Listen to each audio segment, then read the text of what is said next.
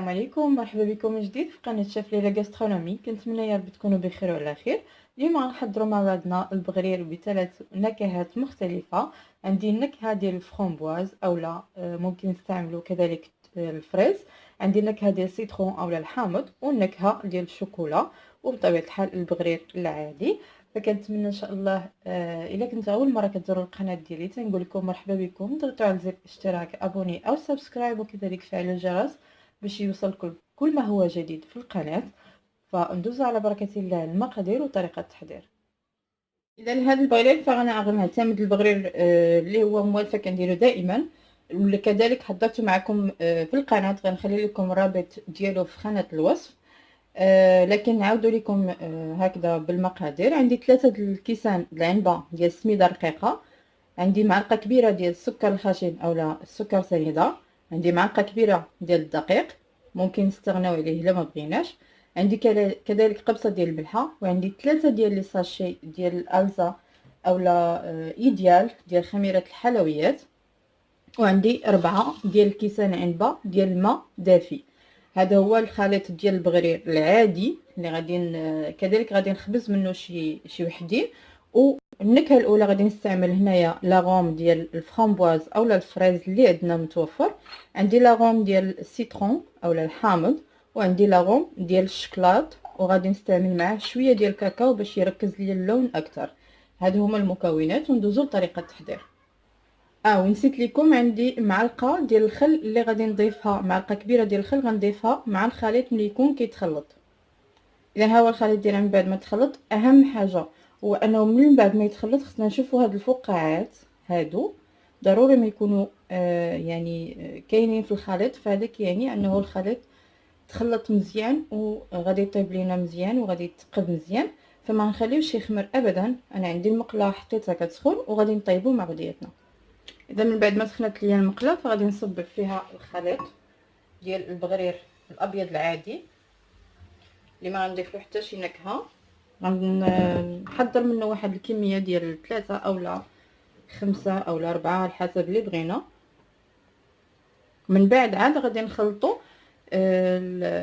الكميه الباقيه بالنكهات اللي ذكرنا من قبل. فغنخليها كيف كتشوفوا راه كيجي ناجح 100%. هانتوما كيف كتشوفوا ما خليته لا خمر لا حتى شي حاجه. اون فوا خلطته خبزته ديريكتومون، ما خليتوش زعما انه يخمر اولا يحتاج وقت اخر باش يخمر فيه. هانتوما كيف كتشوفوا كيجي هائل ورائع وكذلك سريع التحضير.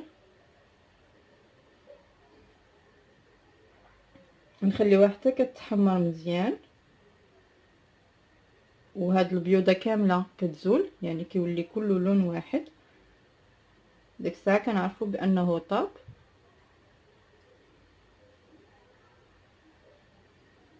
دونك صافي ها هو البغرير ديالنا واجد. فغادي نزولو من على النار.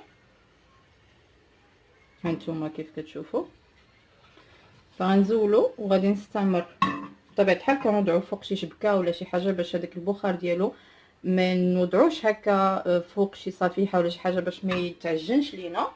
فغنكمل انا الخليط ديال هكا العادي حتى ندير واحد الكميه، وعاد نتلاقاو باش نخلطوا الكميه الاخرى بالنكهات اللي ذكرنا من قبل.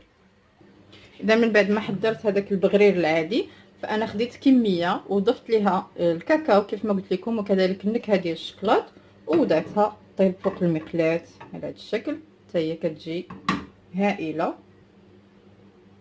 صافي غنكمل الكميه اللي باقا عندي ديال الشوكولا ونعاودو نشوفوا عاوتاني الشكل الاخر.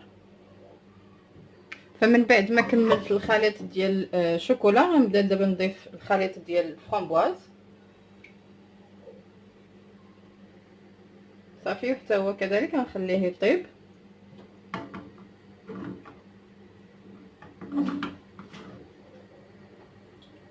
كيف كتشوفوا كيجي على هذا الشكل. غنزولو ونكمل الباقي ديال الخليط ديالي. ومن بعد ما كملت الكميه ديال الفرامبواز فانا خلطت هنايا ديال السيترون اولا الحامض، وكذلك غنوضعو باش يطيب.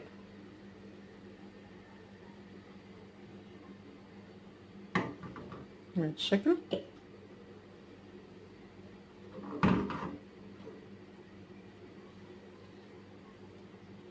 كيجي كفكرة هكذا مختلفة، ويعني نخرجوا عن العادة، دائما كنديروه عادي، فنجربوا اننا نديروه باشكال مختلفة كذلك، وحتى كيجي البنة ديالو زوينة.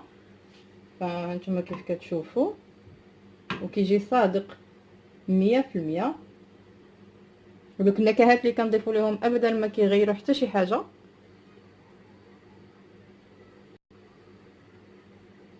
هانتوما كيف كتشوفوا. فانا غادي نكمل الكميه كلها اللي عندي ونعاودو نشوفوهم في الشكل النهائي ديالهم.